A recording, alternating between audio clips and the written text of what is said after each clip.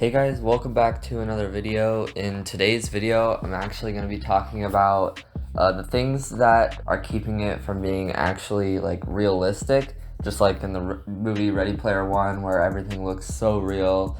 So yeah, today I'm going to be explaining that, and I'm going to be explaining it in separate categories on what I think can improve in the VR world and what will improve it to make it so real that you can't tell the difference of real life. So right into it. First off, I think the FOV on the Quest, in particular, I don't know any other headsets, but the Quest FOV is so narrow that it doesn't really feel like real. Because when I take my headset off, I can see so much. I can see all this. I can see my whole room with one like straight look. But on the Quest, everything seems so zoomed in, so that I have to really turn my head all the time to look around me. And if it was a wider FOV, I would be able to feel more immersed. Now, I looked it up, and the human FOV is 135 degrees horizontal and 180 degrees vertical. So that's just to compare, and the original Quest FOV, now keep in mind this is the original Quest, I'll explain the Quest 2 later.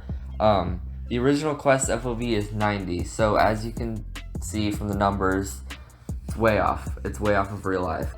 There's been a lot of controversy about the Quest 2's FOV. Pretty much everyone's saying it is not as good, and that's kind of shocking to me because don't they want things to improve?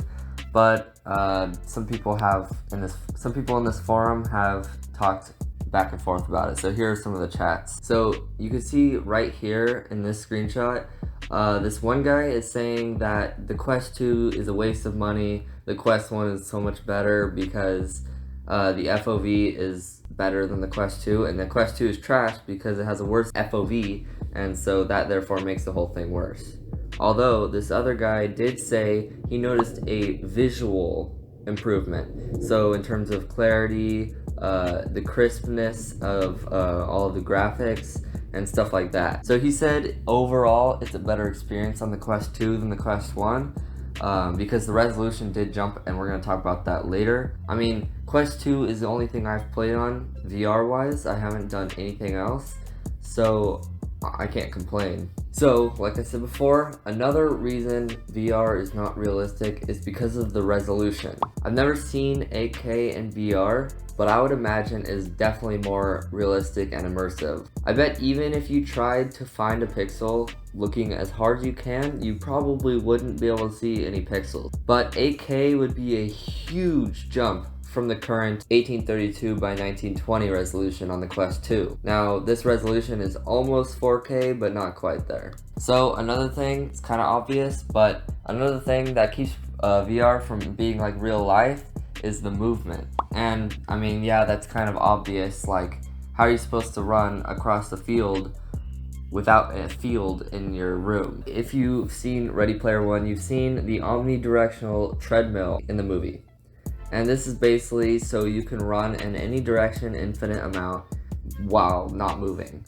And you guys might not believe this, but there's an actual company doing that to this day, or today, and it's actually working pretty nicely. So the company is called Virtuix Omni. Their product, which really kind of looks like the one in Ready Player One, is an omnidirectional treadmill. It looks like you put a vest on and you kind of hover over this pad, and you kind of just slide your feet on it, and it makes a simulation of you running or walking in real life. These aren't actually out yet, but they're $2,000. Now listen to that. It's crazy for me to say, like, it doesn't sound like too much money, but like for what it is, man, I think it could be much worse. It literally comes with the VR headset, the treadmill, the jacket, and it comes with everything. $2,000. It's a lot of money, but I mean, have you seen those like flight sim guys who have these full airplane in their room basically? Like that's insane. So something else that I feel like VR is away from reality is something to do with depth. I don't really know what it is, but I feel like when I'm in VR, when I'm in versus out of VR, I really notice a difference. Like when I'm out of VR, I can see like everything like normal. When I'm in VR, it kind of feels like I'm looking at a flat screen.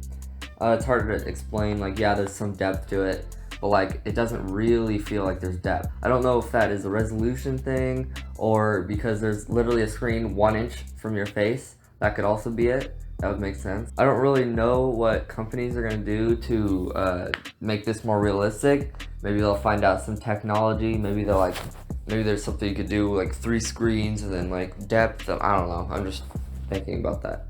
Like I wonder what they're gonna do. Just thinking about it now, I think the games could improve a lot. Yeah, there's some pretty good ones, but I don't know.